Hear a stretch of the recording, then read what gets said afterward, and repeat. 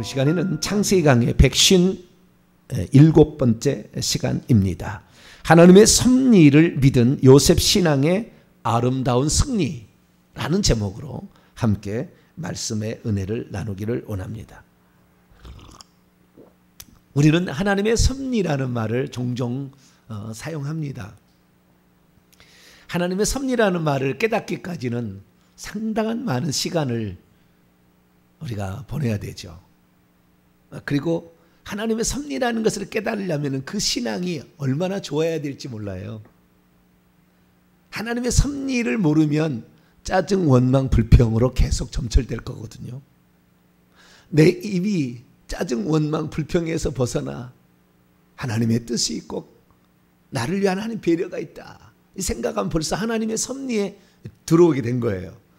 하나님의 섭리에 들어와야 이 사람이 천국 가지, 하나님의 섭리에 아직 못 들어오고 당면한 환경 가운데 늘 불평과 불만과 원망과 짜증으로 내 인생은 왜 이렇게 꼬였냐 맨날 이렇게만 살면 그것이 하나님의 섭리인데 그걸 깨닫지 못하면 결국에 불평하다가 그 죄 짓다가 원망 불평하다가 원망 불평의 영과 살다가 지옥 가는 거예요. 근데 그 시간적인 그 어떤 그 시간이 많이 흘러야 돼요. 그 인생의 경륜도 깨달아야 되고 많은 걸 깨달아야 되는 거죠. 그래서 이 하나님의 섭리라는 것을 우리가 말하는데, 섭리란 뜻이 무엇이고 그 섭리에 하나님의 섭리의 가장 대표적인 사례가 오늘 본문 말씀이에요. 성경 66권의 가운데 하나님의 섭리다 라고 말하는 몇 가지가 더 있어요. 물론 다 섭리겠지만 그러나 뚜렷하게 이것이 하나님의 섭리다. 그 섭리라는 말이 오늘 8절이에요. 8절 7절 8절입니다. 7절 8절 7절 8절을 바로 하나님의 섭리라고 하는 거예요. 자, 7절 8절 한번 읽어볼까요? 시작.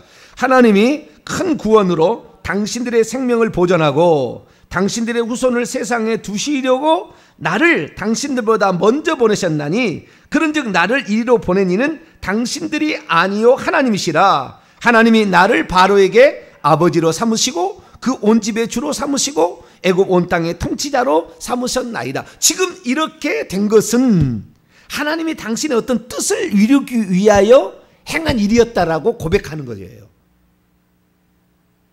내가 애굽 온 땅의 통치자가 된 것은 잘 먹고 잘 살라고 그랬냐?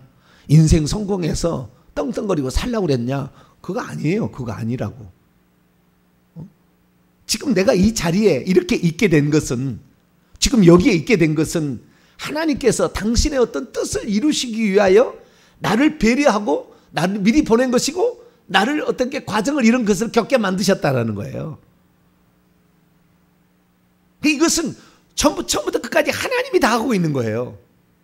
내가 그래서 이렇게 됐다, 이거 아니라고. 이거 아니라고. 이 사람은 지금 아주 교만한 사람이에요. 그거 아니라고. 하나님의 거기에 원대한 뜻이 거기에 있다라는 것을 정확하게 해서 내가 애굽의 온 땅의 주가 되고 애굽 온 땅의 통치자가 되고 그 집의 주가 되고 그 집의 아버지까지 있다. 아버지라는 것은 물어보는 대상이잖아요. 왕도 어떻게 정리하면 좋을까요? 물어봤다는 거 아니에요? 그 지도를 받았다는 거 아닙니까? 그렇게 된 것이, 지금 이렇게 된 것이 내 영리, 내 어떤 인생의 영달, 멋지게 인생 그냥 쭉 편한 인생 살게 하려고 그렇게 한 게 아니라는 거예요. 그렇게 한 게 아니라는 거예요. 형들의 입장에 봤을 때는 형들은 자기를 팔았잖아요. 너무나 고통스러운 세월이 있었잖아요. 13년에다 다시 7년이 더 지나가서 20년이라는 세월에 지금 세월이 지났잖아요. 근데 그 20년의 세월 가운데 13년은 그냥 계속 추락하는 거지 않습니까? 노예로 추락했다가 죄수로 추락했잖아요. 추락을 계속하고 있었다고. 자기 인생을, 우리가 이런 설교를 한 번씩 들어보게 되면 인생이 추락하고 있어서 자기는 지금 노예로 팔리고 있는가, 자기가 지금 감옥에 들어가 있는가를 보면서도 실망하지 않는 거예요. 하나님의 섭리를 알면. 이게 하나님의 섭리라는 것을 정확히 깨닫게 되면 고난이 고난으로 절대 여겨지지 않아요. 내게 억울한 일이 억울한 일로 느껴지지 않는다니까요. 요셉은 단 한 번도 그것을 억울한 일이었다, 이를 부득불을 가면 내가 나가면 정은년을 좌우지간 내가 반드시 요랑 돼버린다, 저 보디발에 쳐 내가 너 때문에 이런 내가 고생을 한다. 이런 생각을 안 가졌다니까요. 안 가졌어. 하나님의 섭리를 정확하게 믿는 신앙을 가졌다는 거죠. 그러면 이 섭리라는 말은 무슨 말일까요? 한자로 보게 되면 섭리는 이 선수자죠. 선수의 변에다가 귀자가 3개가 달렸어요. 귀자를 3개 써놨다고. 그러니까 섭리라는 것은 어떤 손길을 말하는 거예요. 어떤 손길인데 천천히 들어보니까 그거였구나. 귀를 3개나 넣었다니까요. 천천히 생각해 보니까 무언가의 손길이 나를 이렇게 인도했는데 그런 이유 때문이었구나라고 이 지리자를 썼어요. 섭리를. 이 지리자. 근데 이 섭자라는 말이 뜻이 뭐냐면은 다스릴 섭자예요. 섭정할 때 섭자예요. 다스릴 섭자예요. 다스릴 섭자. 그러니까 그 손은 하나님의 손이에요. 하나님이 통치하는 어떤 방식을 가리키는 겁니다. 하나님이 어떤 것을 통치하는 방식인데 이것은 사람인 우리로 봐서 섭리라고 그러겠지만 동물이나 다른 모든 것들도 만물도 다 하나님의 섭리 가운데 있어요. 섭리 가운데. 그런데 특별히 우리 인간 가운데 섭리 가운데 더 있죠. 그래서 그 인간이나 만물에 대한 하나님의 통치 방식을 일컫는 것이 하나님의 섭리라고 하는데 거기에는 하나님의 끝없는 돌보심과 이끄심이 있다라는 것을 믿는 신앙, 이것을 섭리신앙이라 이렇게 얘기하는 겁니다. 그러니까 결국에 섭리신앙의 끝은 해피엔딩입니다. 해피엔딩이라고. 언젠가는 우리는 해피엔딩이 와요. 그걸 믿는 거예요. 지금 아무리 어렵게 와도 해피엔딩의 시절이 올 거라, 때가 올 거라. 이 땅에서 못 오면은 천국에서 오는 거예요. 걱정하지 마세요. 이 땅에서 혹시 내가 못 받았다, 너무 염려하지 말라고. 천국에 면류관이 준비되어 있어요. 그러니까 이 땅에서도 우리가 그것을 누릴 수가 있겠지만 그 누리는 그 순간에도 자기를 낮추고 하나님이 하신 거고, 내가 잘나서 똑똑하고 내가 성실해서 내가 충성돼서 총리된 게 아니고 하나님께서 당신들을 이 기근의 굶주로부터 탈출시키기 위하여, 구원하기 위하여 하나님이 미리 나를 보낸 것이다 라고 이렇게 얘기하는 거예요. 그러면 이제 이런 얘기를 할 수가 있잖아요. 무슨 얘기 하냐면은, 그러면 형들이 요셉을 애굽에 판 건 잘한 일이네? 그렇게 생각할 수 있잖아요. 그걸 말하는 게 아니라고. 그건 악한 거예요. 그건 악한 거예요. 그건 벌이잖아요. 반드시 회개해야 돼.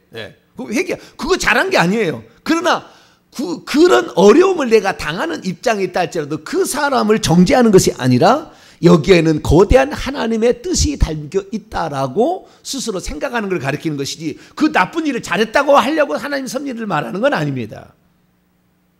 그것은 그만한 대가를 다시 치러야 되는 거예요.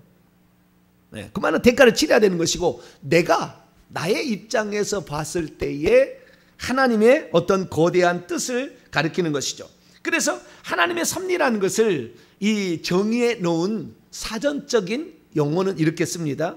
하나님께서 모든 천지 만물과 그 운행을 거룩하신 지혜와 능력으로 지키시고 다스리는 것, 이것을 섭리라고 한다라고 정의를 해 놓았습니다. 그래서 이 섭리신앙을 갖는 것은 상당히 고난과 고통과 내 이성으로 생각되지 않은 너무나 충격적인 일에 있어서 벗어날 수 있는 아주 중요한 신앙의 테마이죠. 저와 여러분은 인생의 어려움이 찾아와도 하나님의 섭리라고 이렇게 믿게 되기를 축원합니다. 그렇지, 나는 왜 꼬인 인생이냐? 이러면 끝이 없어요. 부정적인 생각은 끝이 없습니다. 그건 마귀가, 귀신이 계속 그 사람을 불행하게 만들기 위해서 그런 거예요. 그러니까 그런 일이 있으면 결국에 원망, 불평, 근심, 걱정, 우울, 혈기, 분노, 그런 넘어갈 수밖에 없다고요. 전부 악한 영이 그를 지배하는 사람으로 되는 것입니다. 그런데 요셉은 자기를 악한 영이 지배하도록 원망, 불평하는 마음에 막 내주지 않았다고 말이에요. 근심, 걱정이 막 내주지 않았다는 거예요. 근심, 걱정하는 사람이 어떻게 그 눈에 들었을까요? 주인들의 눈에. 어떻게 저렇게 성실하냐? 어떻게 저렇게 살아가느냐? 너는 내게 모든 것을 맡겨도 되겠다라는 생각을 든다는 것은 맨날 그냥 우거지상을 하고 그냥 내가 나가기만 해봐라. 내가 가만두지 않겠다. 이렇게 막 거품 물고 있었으면은 그 사람을 그렇게 했겠냐는 거예요. 특별히 저는 이 오늘 설교 제목을 이 세상에서 가장 아름다운 형제들의 죄 이렇게 썼다가 제목을 바꿨어요. 좀 더 크게. 이 세상에서 가장 아름다운 형제들의 죄다. 잘 보세요. 이 세상에서 가장 아름다운 형제들의 죄가 있게 된 것은 용서라는 것이 여기에는 지금 들어가 있어. 이 섭리에는 용서라는 것이 들어갔다고. 근데 섭리가 꼭 용서만 들어가는 건 아니에요. 여기에는 용서라는 게 들어가 있어요. 어떤 것은 용서를 해줘야 돼요. 그렇지 않으면 우리는 하나님의 완전한 그 인도하심에 내가 들어가지 못할 수가 있어요. 용서를 하고 있으면. 또 다른 섭리를 하나 제가 얘기를 해볼게요. 그것은 에스더 왕비를 생각해 볼 수 있습니다. 에스더 왕비. 에스더는 포로로 잡혀간 바벨론 포로로 잡혀간 그 후손의 메대의 아하수에로 왕, 바벨론을 멸망시킨 다음의 나라죠. 페르시아 나라의 그 어떤 국소 민족이죠. 이렇게 와서 포로로 살아서 거기에서 살고 있는 국소 민족인데 유다인들이죠. 그게 하나 있는데 아버지가 일찍 죽었어요. 아비하일이라는 사람이 있는데 일찍 죽었어요. 그래서 그의 삼촌 모르드게가 자기를 그나마 그래도 조카인데 딸처럼 이렇게 키워줬어요. 모르드게가. 근데 모르드게가 참 잘 가르쳤나 봐요. 신앙을 어릴 때부터. 그런데 어떻게 하다 보니까 왕이 와스티가 폐위가 당하고 사람들 안에 그 왕의 왕비를 구한다는 방을 보고 이 에스더를 보냈는데 에스더가 예뻤나 봐요. 그래가지고 왕의 총애를 입고 그 많은 경선을 통과해서 결국에 왕비의 간택이 되고 그래서 왕비의 자리에 이르게 됩니다. 에스더가. 근데 나중에 그 왕의 그 제2인자가 하만이라는 사람이 있는데 이 총리죠, 이 사람이. 하만이라는 사람이 있었는데 이 하만이라는 사람이 이 모르드게를 눈에 가시로 생각하는 거예요. 눈에 가시로 늘. 근데 이 모르드게는 다 생략하고 시간이 없고 생략하고 모르드게하고 좌우지간 하만하고는 이게 안 좋은 거예요. 그래서 하만이 모르드게를 죽이려고 작정을 하는 겁니다. 그런데 하나님께서는 죽이려고 하면 모르드게를 무슨 공을 발견해 가지고 무슨 이렇게 계속 올리는 거예요. 하나님이. 그러니까 하만이 나중에는 안 되겠다 해가지고 이놈을 좌우지간 장대 높이다 달아가서 죽여야 되겠다고 작정하는 날 자기가 나중에 잡혀가지고 거기에 잡혀서 죽게 되는데 어쨌든 이 죽이려고 작정을 하는 거예요. 그런데 그때 이 모르드게가 나가서 이 에스더 왕비에게 얘기를 하는 거예요. 뭐라고 얘기하느냐? 에스더서 4장 14절 읽어보면 이런 말이 있어요. 이때 만일 내가 잠잠하여 말이 없으면 유다인은 다른 데로 말미암아 노임과 구원을 얻으려니와 너와 너의 아버지의 집은 망하리라. 내가 왕비의 자리를 얻은 것이 이때를 위함이 아닌 줄 누가 알겠느냐. 이 에스더 왕비가 현재 이 왕비가 된 목적이 너 왕비 되어서 잘 먹고 잘 사는 거냐? 그러려고 하나님이 너 이렇게 만들어준 것인 줄 아느냐? 이거잖아요. 그러니까 하나님께서는 어떠한 일을 하시게 할 때에 어떠한 일을 하시게 하실 때 그게 잘된 거든 못되든 간에 하나님의 뜻과 섭리가 있어서 좌우지간 하나님께서 어떤 용도로 쓰시려고 하는 거예요. 결국에는 그런 거예요. 하나님의 어떤 용도로 쓰시려고 너를 이렇게 만들어줬다는 거죠. 그걸 깨닫는 거죠. 내가 예를 들어서 내가 이 땅에 살면서 돈을 많이 하나님께서 벌게 해주셨어요. 그럼 그러면은 내가 잘 먹고 잘 살기로 내 자식에게 무슨 유산을 많이 만들어 주려고 하느냐?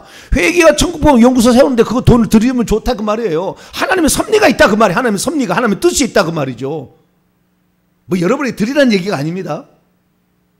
그 어떤 뜻이 있다는 거예요. 그 뜻이 어떤 배경에는 반드시 하나님의 뜻이 있다는 거예요.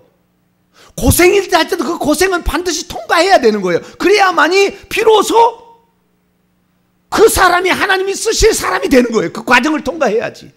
그 고난이라는 거, 그 죽음의 위기라는 거, 그 어마어마한 세월 아무것도 응답이 떨어지지 아니하고 내게는 하나님이 듣지도 않는다라는 그 기도의 그 터널 같은 그 어둠의 시간을 통과해야 그렇게 그 사람이 하나님을 쓰신다. 그러면 왜? 고난이 닥쳐와도 그는 나중에 그가 하나님 쓸 때 고난이 닥쳐도 절대 흔들리지 않았거든. 그 사람은 아무리 어려움이 와도 그 사람은 흔들리지 않을 거야. 그런 고통을 통과하면서 신실한 하나님의 신앙을 고백을 해야만이 비로소 되기 때문에, 그러니까 그런 과정과 역경을 거기다 집어넣은 거 아니에요, 하나님께서?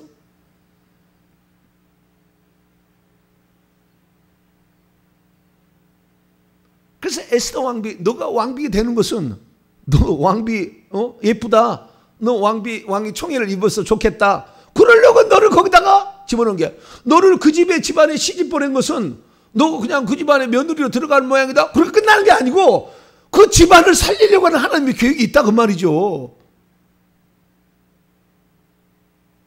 유다인들을 완전히 다 죽이려고 작정을 한 거 아닙니까? 그게 불임절 아니에요. 제비 뽑아서 그 날을 정해가서 그날을 죽여버리겠다. 저 유다인들 모르드게 족속을 싹 쓸어버려야 되겠다고 하만이 작정한 거 아닙니까? 계획을 다 세운 거 아니에요, 왕 몰래. 그래서 유다인들이 아주 씨를 말릴 그런 위기에 처해 있는데 그걸 아시고 하나님께서 와스디 왕비도 폐위한 거고, 그 많은 사람 가운데 왕의 눈에 들게 한 거고. 그런데 지금 위기는 있죠. 왜? 왕이 부르지 않는데 뭔가를 나가게 되면은 왕이 한마디만 탁 해버리면 죽여버리는 거 아니에요? 왜? 그 뭔가가 어떤 일이 있어서 오는 건데, 왕이 부르지 아니하고 어떤 것은 왕을 해치려는 생각으로 했기 때문에 근위대장이 항상 그림자처럼 딸려 있다가 고개만 그냥 치쳐 죽여버리는 거 아니에요? 그때 당시에 암살 막 이런 게 심하니까, 독살. 그래서 술 맡은 거 하는 장, 떡 맡은 거 하는 장이 중요한 거 아니에요? 암살하니까. 그래서 친위대장, 경호대장이 아주 중요한 사람을 세우는 거 아니에요? 우리나라 말로 호위무사 이런 거죠. 그 세우는 거죠. 그런데 왕이 부르지 않는데 나가는 것이 과연 내가 살 수 있을까? 모르드게가 말하는 거 뭐라고 말하냐면, 너가 지금 안 나가면은 너는 살 수 있겠지만 너와 너희 아비 집을 향하여 하나님이 계획한 뜻은 없으니까 너희 집은 영원히 파멸이다. 삼촌, 나를 위해서 3일 동안 금식해 주세요. 있었던 일은 아니고 위험한 일이고 내가 죽을 수도 있는 일이나, 그래요. 삼촌 말 맞다나 내가 이 자리에 지금 이렇게 있게 된 것은 이거 하라고, 회개와 천국복음 전하라고, 여기에 마중물이 되라고, 여기에 목숨 걸라고. 이 시대 가운데 오늘도 어제도 언제만은 수많은 사람들이 연락 온다는 거예요. 제가 이제 연락을 안 받아, 하도 많아가지고 연락 안 받는데 저희 집사람이 연락이 오는 거예요. 그들이 무슨 생각을 하는 줄 아세요? 그 교회 한번 가서 나 예배 드려봤으면 좋겠다예요. 지금 이 설교를 듣는 사람들이 보잘것없지 않은, 우리는 보잘것없는데도 그 설교를 통해서 하나님을 알고 회개의 진짜 중요성을 아는 사람이 그 교회 가서 나 한번 예배 드려봤으면 좋겠다. 이것이 소망이라니까요. 멀리 떨어져 있어서 못 오지만 우리는 정말 오늘의 삶 가운데 어떤 것은, 저는 그래요. 저는 그랬잖아요. 며칠 전에도 제가 주일날도 했지만 요이동 동탄에 신도시가 생겼잖아요. 2007년이에요. 요이동. 나는 성실히 살아왔어요. 나는 성실히 살아왔다. 누가 뭐래도 나는 그 얘기할 수 있어요. 나는 성실히 살아왔다. 성실히 살아왔는데 그래서 요이동 동시에 같이 출발하면 나는 경쟁력에서 경쟁력이 있다 나는 생각했어. 나는 그렇게 생각했어. 근데 만약에 그때 성공해가지고 갔으면 이거 과연 회개 복음을 내가 알았을까? 회개와 이 천국 복음을 과연 내가 터득할 수 있었을까? 나의 잘난 맛으로 살겠지. 물론 성실하게는 살았을 거예요. 그러나 모든 사람의 그 인생을 뒤흔들어 놓는 이 설교를 듣고 한번 들으면은 이게 그냥 그게 믿어진대요. 이게 믿어진대요. 이 설교를 들으면 이게 진짜라고 믿어진다는 거예요. 이게 얼마나 지금 이 비대면 시대의 유튜브 설교를 얼마나 많은 사람을 들을 수가 있어요. 이게 참말로 믿어진다는 거예요. 그래, 내 인생의 문제, 모든 문제가 이렇기 때문에 지금까지 꼬였구나. 그리고 6개월을 회개하고 160번을 회개균을 회개하니까 결과가 나타나는 거예요. 결과가. 우리가 안 해서 그런 거지. 그래서 이 모든 삶에 어쩌면은 막막할 수도 있고요. 여기서 과연 내가 벗어날 수 있을까? 내가 과연 여기서 과연 벗어날 수 있을까? 이 침체와 이 늪에서 나는 과연 벗어날 수 있을까? 근데 그게 없었다고 한다면 하나님의 뜻을 발견하지 않을 수 있어요.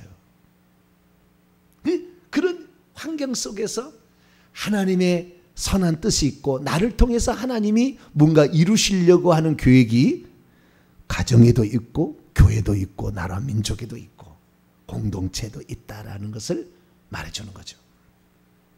그래서 이 에스더 왕비는 자기를 위해서 금식하게 해달라 이렇게 하고 왕에게 나가는데 왕이 금호를 내미는 거에 오니까 오 예쁜 우리 왕비여. 하만이 초전 박살됩니다. 왕비에 나가가지고 왕비가 얼마나 지혜롭게 말하는지 몰라. 말을 잘해요. 잘 배웠나 봐요. 모르게 지혜롭게 말을 잘해요. 한마디 삼촌이 착 얘기하니까 다 알아들어요. 이렇게 알아들어요. 여러분들은 그러한 겸손함과 하나님의 뜻을 순복하고자 하는 그런 마음이 있게 되기를 축원합니다. 한마디를 딱 들어도 저 얘기는 나를 위하여 지금 하는 얘기구나. 하나님이 이걸 깨달을 수 있으면 듣는 귀예요. 그래서 섭리라는 것은 귀자가 3가지가 붙었더라고. 다스리는데 어떻게 귀가 있냐. 통치자가 되는 것이. 그런데 그 듣는 귀가 있을 때 비로소 하나님의 섭리가 여기에 있다라고 알 수가 있게 되는 것이죠. 그렇기 때문에 하나님의 섭리를 아는 자는 자기가 영광스럽게 되는 것도 이것을 위함이다. 자기가 고난을 받는 것도 하나님의 섭리가 있기 때문에 이것을 고난으로 생각지 아니하고 불평하지 아니하고 기쁨으로 그 과정의 연단을 거칠 수가 있는 거죠. 견딜 수가 있는 것이죠. 그게 아름다움이 있는데 요셉이 보세요. 형들에 대해서 형들이 얼마나 그 얘기를 들었을 때 얼마나 두려웠겠어요. 형들 멀리서 떨어져서 계속 대화를 했잖아요. 멀리서 떨어져서 대화를 하고 통역관을 뒀잖아요. 계속. 그런데 여기서 내가 봤을 때 가까이 오라 이런 말은 통역 안 했을 것 같아요. 계속 통역관을 세웠는데 가까이 오소서 그러잖아요.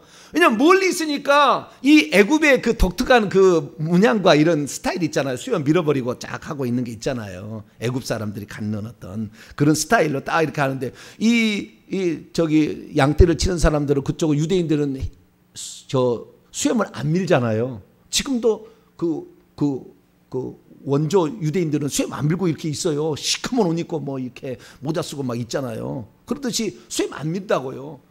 그러니까 수염을 싹 밀어버리고 요셉은 어떤 근엄한 어떤 자세를 이렇게 하고 있다가 이제 가까이 와서 보라고 이것도 아마 벗었겠죠. 형과 동생이 그때 봤을 때 형을 다 알아봤잖아요. 요셉은 벌써 모양이 커도 다 똑같잖아요. 어떤 이 형틀이 있잖아요. 얼마나 기겁을 했겠어요. 내가 당신들을 판 요셉이다. 얼마나 기겁을. 그러자 즉시 말을 합니다. 뭐라고 말하느냐. 5절입니다. 5절 시작. 당신들이 나를 이곳에 팔았다고 해서 근심하지 마소서. 한탄하지 마소서. 하나님이 생명을 구원하시려고 나를 당신들보다 하나님이 먼저 보냈다. 한탄하는 말은 자책하지 마소서. 왜 내가 그때 동생을 이렇게 죽이려고 팔았던가, 뭐 이런 생각 너무 자책하지 마소. 너무 충격을 받아가지고 동생이 나를 죽이려고 하는 것인가 걱정을 할 것 같으니까 너무 자책하지 말라. 자책하지 말라.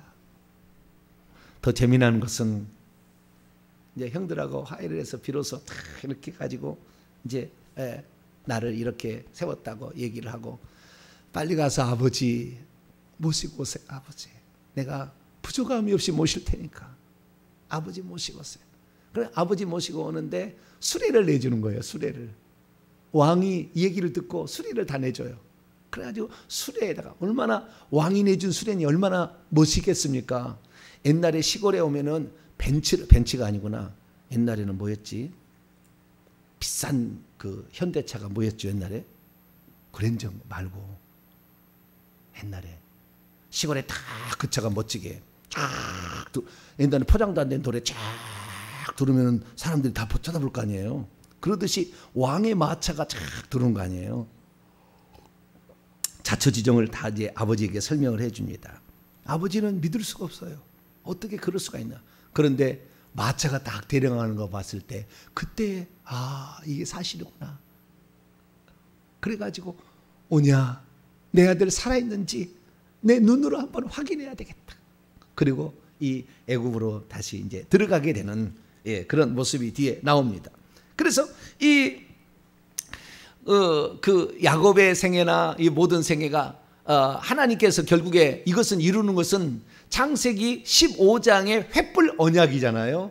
타국에서 계기돼서 400년 동안 거기에서 그 종로를 하다가 나온다라는 그 횃불 언약의 성취이고, 가까이는 기근으로 굶주림으로 고통받고 있는 그들을 탈출시켜서 그들을 구출해서 먹이고 입히는 것이고, 좀 더 나아가서는 고센 땅을 구별하여서 이방 민족과 혼혈되지 아니하고 혼합되지 아니하고 순수한 민족적 혈통을 유지하면서 신앙을 계승하고자 하시는 하나님의 섭리의 일환으로 요셉이 애굽의 총리가 되어 있는 것이죠.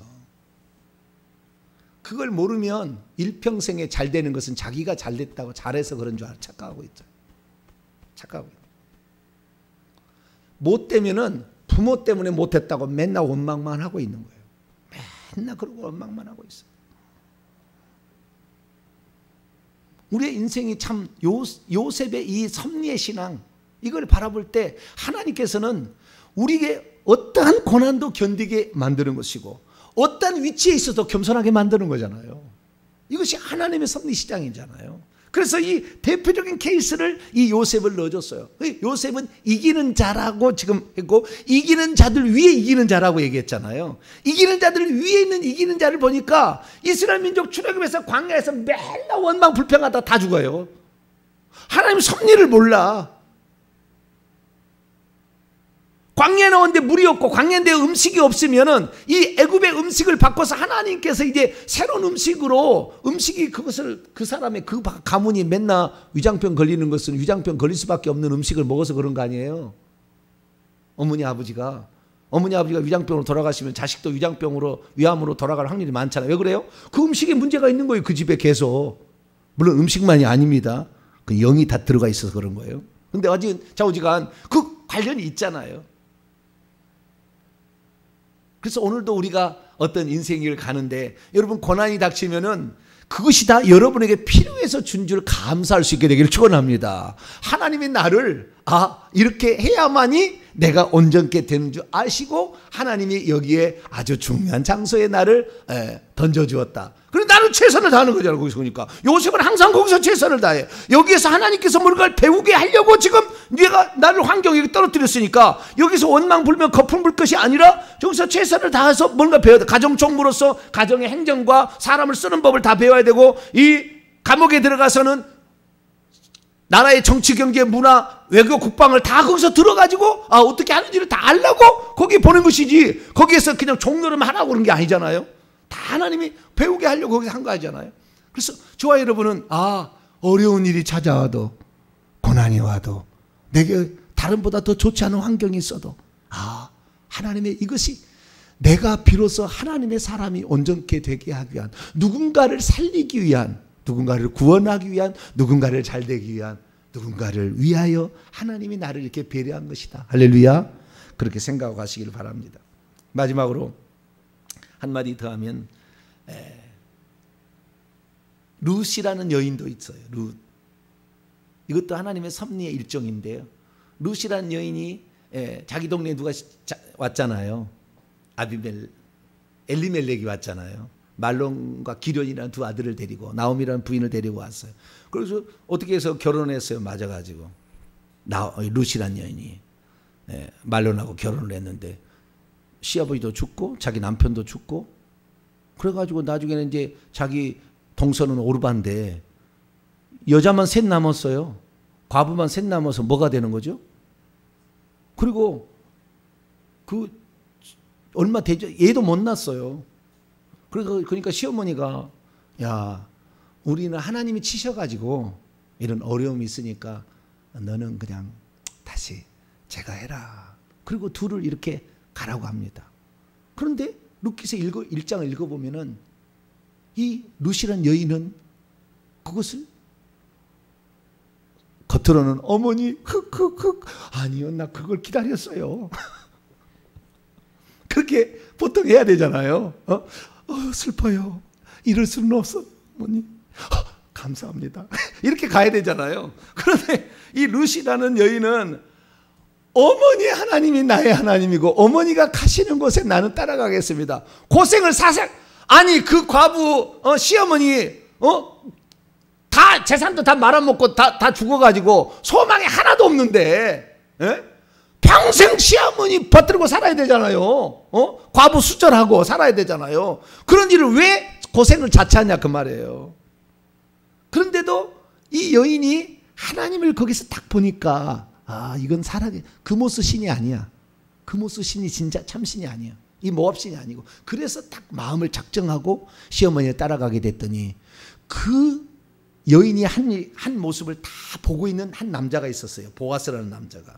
룻기서 2장 11, 12절 보면은 보아스가 그녀에게 대답하여 말합니다. 내 남편이 죽은 이후로 내가 시어머니의 행한 모든 것과 내 부모의 조국을 떠나 전에 알지 못하던 백성 이스라엘 백성으로 온 일이 내게 분명히 알려졌느니라. 여호와께서 내게 행한 일에 보답하시기를 원하며 이스라엘 하나님 여호와께서 그의 날개 아래 보호받으러 온 내게 온전한 상 주시기를 원하노라. 그런데 아무도 그를 보호할 사람이 없어. 내가 너를 품어주는 사람이 되어주마 해가지고 보아스가 결국에 그 여인을 품어줍니다. 다 그 땅을 대신 사주고 자기 돈으로 말론의 상을 다 팔아버린 땅을 다 사주고, 그래서 기업 물을 자가 되어서 이렇게 하는 것을 보게 됩니다.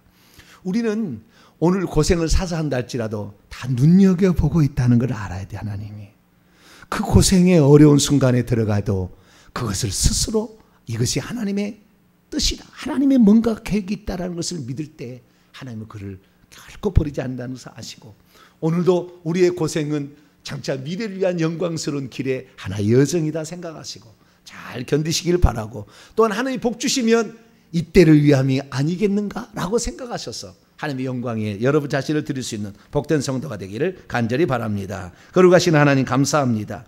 우리는 오늘도 하나님의 섭리를 믿습니다. 하나님께서 여기까지 그리고 이 현장에 이 가족에 또 이 교회에 있게 된 모든 목적이 어딘지를 정확히 알아서 하나님의 뜻과 섭리를 진행하는 자 되게 하여 주옵소서. 우리 주 예수 그리스도의 이름으로 기도하옵나이다.